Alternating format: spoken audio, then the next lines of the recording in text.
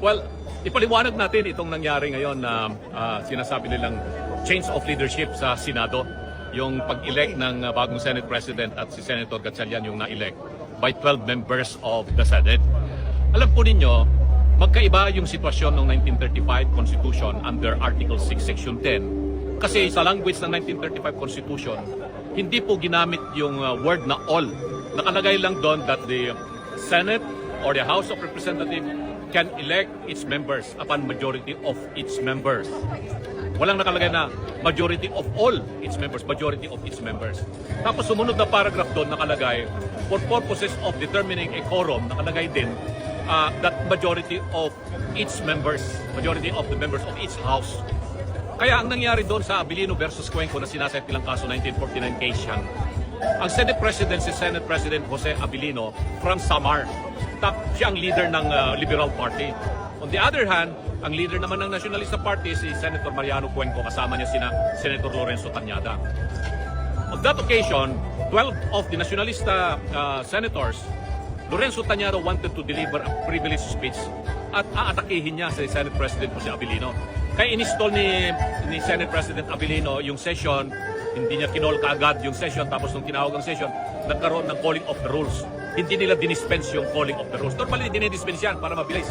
Tapos, binasa rin yung minutes of the previous session para talagang ma-install yung privilege speech.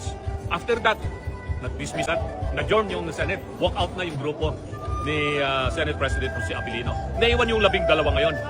What are they going to do? Ang ginawa nila, in-appoint nila si Senator Cuenco, Mariano Cuenco, as acting Senate President. Tapos siya nag-preside. At nung nag-preside siya, na-elect siya na Senate President by the 12 remaining senators. Nakarating yung kaso sa Supreme Court. At doon sa Supreme Court, sinabi nila na hindi pwede na ma-elect yung Senate President kung kulang ng 13. Kailangan 13. Pero sabi ng Supreme Court, doon sa final decision, sandali, at the time na nangyari itong butuhan sa Senado, there were only 23 senators in the Philippines. One senator was out of the country, that was Senator Tomas Confisor. At sinabi ng Supreme Court, the language of the Constitution is very clear. It did not require that majority of all its members. It only required majority of the members of each house. And majority of the members of each house is anything that is more than one half. So what is one half of 23? That is what? 12. More than one half. No? Hindi naman pwedeng 11 and a half plus 1. Hindi pwedeng 12. Dahil yung isang senador, absent din siya noon, si Senator Vicente Soto Sr. from Cebu, who was sick, he was in the hospital. So sabi ng Supreme Court, you only have to consider 23 senators in determining the existence of a quorum. And given the fact that the Senate processes of compelling its members to attend cannot be served outside the Philippines. So walang jurisdiction ang Senate kay Confisor. So 23 lang. Dahil kahit nasaan yung senador na yan, basta nasa Pilipinas, he is still a member of the Senate. And in the determination of the quorum or in the determination of the absolute majority, then you count only the members who are here in the Philippines.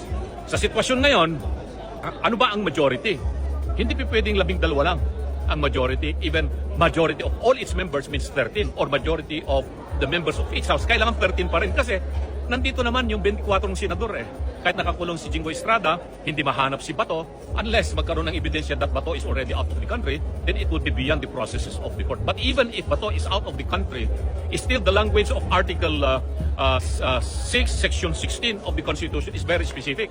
To elect the President of the Senate or the Speaker of the House of Representatives, it requires majority of all its members. Yung salitang all, wala sa 1935 Constitution. That's why the case of Abilino versus Cuenco cannot be applied either in the election of the Senate President or in the conduct of session.